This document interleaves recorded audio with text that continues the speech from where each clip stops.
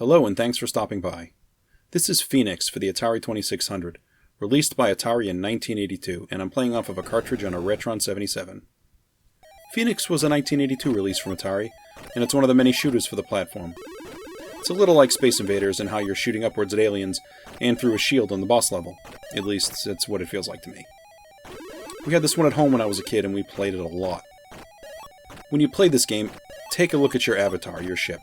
It sort of walks around the screen as you maneuver left and right. I compared this to the arcade version. I found a video online. The ship does the same thing in the arcade.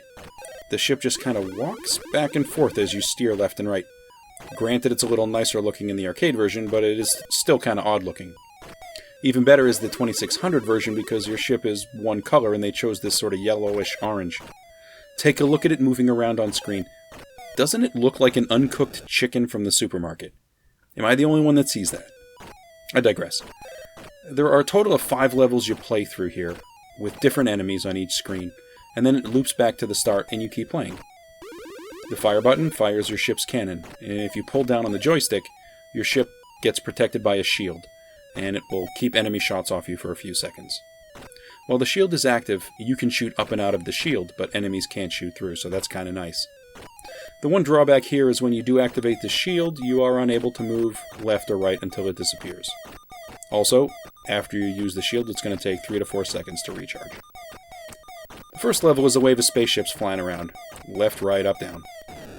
This is probably the easiest of the levels, as you'd expect, and it's followed by another similar level, but with some slightly different colored ships. Here's something strange. Pulling the trigger on the first level shoots your cannons, but on the second level, holding down the trigger will continually fire the cannon. This is the only level in the game where you can hold the trigger down and have automatic fire, and it's actually described like this in the manual as well. Like they planned it this way, and I find that really strange. Just to have level 2 as rapid fire? Why not all the levels? And if not all the levels, why not at least 1 and 2? They're practically the same level.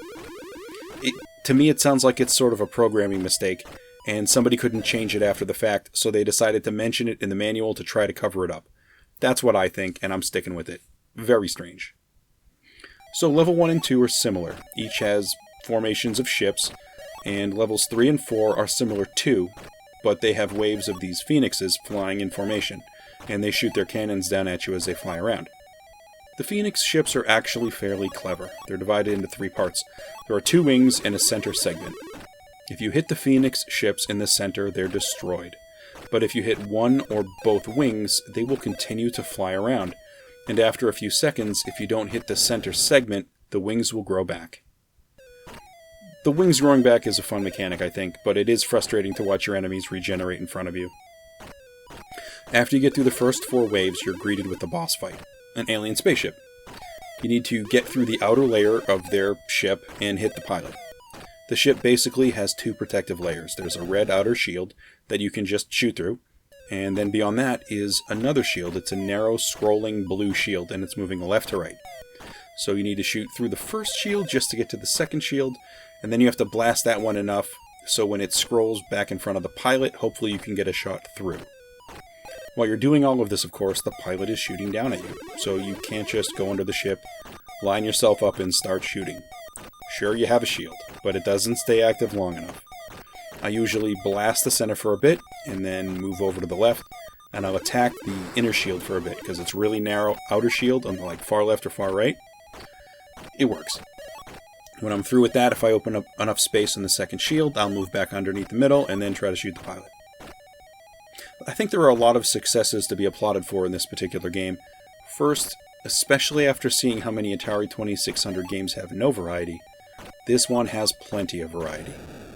You have a decent boss stage, you have enemies that are different on each level, you have regenerating enemies, and you have some decent sound effects and colors. I would say this one is kind of difficult from the beginning. Some games start out really slow, and they gear up in difficulty as you go, but this one is tough from the get-go, and the developers knew this because they called it out in the manual that they did not have different difficulty settings. They knew it was going to be a challenge from the start. Sounds good to me. You can cycle through the first stages in about 5 minutes when you get good at this. I find you really need to balance between using your shield and dodging. If you focus on one more than the other, you're going to get yourself into trouble. What I didn't know was that this actually was the Atari version of an arcade game. I mean, I had no idea there was a coin-op like this, and I've visited my fair share of arcade games over the years. I gave it a look online, and it's pretty similar to what we have here on the 2600. I mean, the sound seems reasonably similar, and the way the enemies and bosses look, clearly they're similar. They're not as good, but they're similar. The one thing that stands out in the arcade game that we don't get here are some of the outer space backgrounds for the various levels. I have to say, they look pretty great in the arcade. Little extra stuff like this is usually not something you'd find in an Atari game, though. Overall, this is a pretty good game, and I'm glad to have it in the collection. It's a solid challenge with a decent amount of variety for a 2600 game. The cover art for the cartridge is also pretty great looking, too. This, like many Atari games, doesn't command a very high price in the secondary market. I think I got this one for about $5. It's good to have in the collection. Well, that's all I have on Phoenix today. Thanks for watching.